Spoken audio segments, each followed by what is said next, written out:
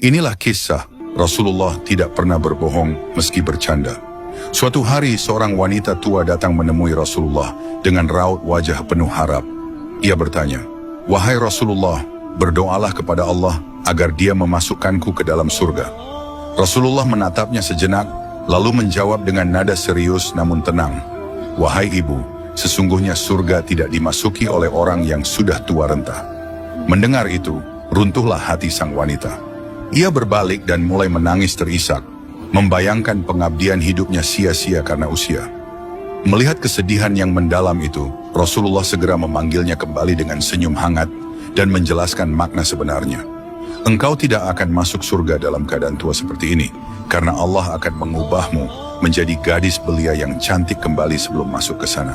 Beliau kemudian membacakan surah Al-Waqiah ayat 35-37 yang menjelaskan bahwa penghuni surga dijadikan sebaya dan penuh cinta.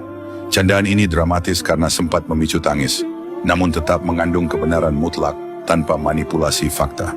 Seorang sahabat pernah datang meminta bantuan transportasi untuk perjalanan jauh. "Wahai Rasulullah, berikanlah aku seekor unta untuk tunggangan," pintanya. Rasulullah menjawab, "Aku akan memberimu anak unta untuk kau kendarai." Sahabat itu tertegun, wajahnya menunjukkan kebingungan sekaligus kekecewaan. "Apa yang bisa kulakukan dengan seekor anak unta, ya Rasulullah? Ia tidak akan kuat memikul bebanku." Rasulullah tersenyum dan menyahut, "Bukankah setiap unta dewasa, betapapun besarnya, pastilah ia terlahir sebagai anak dari seekor unta?" Di sini beliau bermain dengan logika bahasa. Beliau tidak berbohong secara teknis, semua unta adalah anak unta. Namun beliau menggunakan kejujuran itu untuk mencairkan suasana. Alasan Rasulullah tidak pernah berbohong meski bercanda bukan sekadar soal etika, melainkan tentang fondasi kenabian.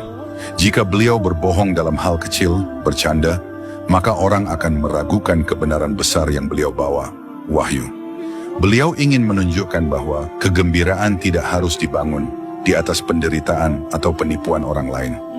Dalam Islam, bohong adalah salah satu ciri kemunafikan. Rasulullah adalah standar moral tertinggi, uswatun hasanah, sehingga gerak-geriknya harus selaras antara batin dan lahir. Celakalah bagi orang yang berbicara lalu berdusta hanya agar orang lain tertawa. Celakalah dia, celakalah dia. Hadis riwayat Abu Daud. Kisah-kisah ini mengajarkan kita bahwa humor yang paling cerdas adalah humor yang tidak mengorbankan kebenaran. Rasulullah membuktikan bahwa kita bisa menjadi sosok yang menyenangkan tanpa harus menjadi seorang pembohong. Subhanallah, Allahumma shalli ala Sayyidina Muhammad wa ala ali Nabiyyina Muhammad. Amin.